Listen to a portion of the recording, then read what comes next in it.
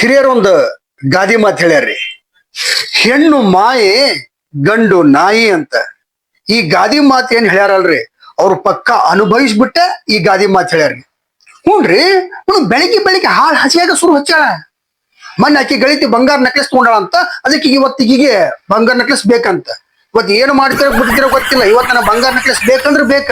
ಒಂದ ಹಠ ಸುರು ಹಚ್ಚೇ ಬಿಟ್ಟಾಳ. ಅಲ್ಲ ಮರಳ, ಕೈಯಾಗ ಕೆಲಸ ಇಲ್ಲ, ಬಕ್ಕದಾಗ ಕಾಸಿಲ್ಲ, ಒಂದ ನಿಂತ ಕಾಲ ಮೇಲೆ ಬೇಕಂದ್ರೆ ಎಲ್ಲಿಂದ ತರಲಿ? ಕೊಡಿಸ್ತಾನ ಬಿಡು, ಯಾಕೆ ವಿಚಾರ ಮಾಡ್ತಿದಿ? ಕೊಡಿಸ್ತಂತ ಹೇಳಕತ್ತೇನಿಲ್ಲ. ಕೊಡಿಸ್ತಾನಿ, ಮಾಡ್ತಾನಿ, ನೋಡ್ತಾನಿ ಹೇಳಕತ್ತೀನಿ. ನೀವು ಮಾತು ಕೇಳಿ ನೀವು ಹಳೆ ಡೈಲಾಗ್ ಆದವ ಇವ್ನು ಕೇಳಿ ಸಾಕಾಗೈತಿ. ಇವತ್ತು ಬಂಗಾರ ನೆಕ್ಲೆಸ್ ಕೊಡಿಸ್ತಾನಂದ್ರ ಇರ್ತಾನೆ, ಇಲ್ಲ ಹೊಂಟ್ರಿ ನನ್ನ ತವ್ರ ಮನಿಗೆ. ಒಂದ ಹಠ ಹಿಡಿದು ಬಿಟ್ಟಾಳ. ಯಾಕೆ ಹಂಗ ಹಠ ಮಾಡ್ತಿದ್ದಿ? ಇಂಥ ತಂಡ್ಯಾಗ ತವ್ರ ಮನಿಗೆ ಹೋಗಿ ಅಲ್ಲಿ ನೀರು ಚೇಂಜ್ ಆಗಿ ನೆಗಡಿ ಆಗಿ ಜ್ವರ ಬಂದು ಇದೆಲ್ಲ ರಾಮಾಯಣ ಬೇಕ? ಹೆಚ್ಚಿಗೆ ಇಲ್ಲ ಮನ್ಯಾಗಿರು, ಕೊಡಿಸ್ತಾನಂತ. ಏನು ಮಾಡಿದ್ರು ನನ್ನ ಮಾತು ಕೇಳವಲ್ಲ. ಬಂಗಾರ ನೆಕ್ಲೆಸ್ ಬೇಕಂದ್ರೆ ಬೇಕು, ಕೊಡಿಸ್ತಾನಂದ್ರೆ ಇರ್ತಾನಿಲ್ಲ, ಇಲ್ಲ ಹೊಂಟಿ ಅಂತ ಒಂದ ಜಿಪ್ಪಿ ಗಾಲಿ ಮೇಲೆ ತಂಡ್ಯಾಗ ತಿಂಡಿ ತಗ ತವ್ರ ಮನಿಗೆ ಹೋಗೇ ಬಿಟ್ಲು. ಆಕೆ ತವ್ರ ಮನೆಗೆ ಹೋಗಿ ತೆರೆಸ್ಕೊಂಡೆ ಅಂದ್ರೆ ಜೀವ ನೆಕ್ಲೆಸ್ ಕೊಡ್ರಿ, ತಾಳಿ ಕೊಡಿಸ್ರಿ, ಗುಂಡು ಕೊಡಿಸ್ರಿ, ಚೈನಾ ಕೊಡಿಸ್ರಿ, ಬಳಿ ಕೊಡಿಸ್ರಿ. ಚಳಿಗಾಲದಾಗನೇ ಕೇಳ್ತಾರ, ಬ್ಯಾಸಿಗ್ಯಾಗ ಪಿಟ್ಟು ಪಿಸುಕ್ಕಂಗಿಲ್ಲ. ಇವ್ರೆಲ್ಲ ಖರೀದಿ ಮಾಡೋದು ಚಳಿಗಾಲದಾಗ.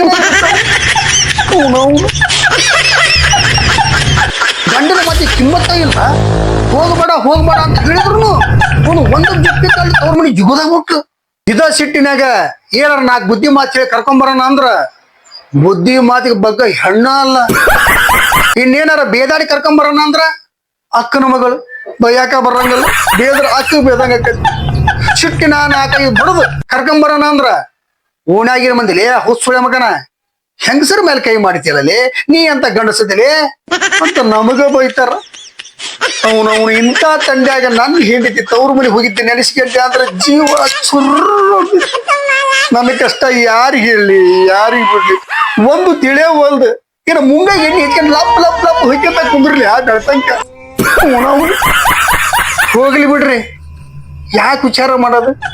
ಹುಟ್ಟಿಸಿದ ದೇವ್ರ ಹುಲ್ಲು ಮೇಯಿಸ್ತಾನ ಇಲ್ಲ, ಕಡೆ ಕೆಳಗೆ ಒಂದು ಲೆಗ್ ಪೀಸ್ ಆದ್ರೂ ಕೊಟ್ಟ ಕೊಡ್ತಾನ.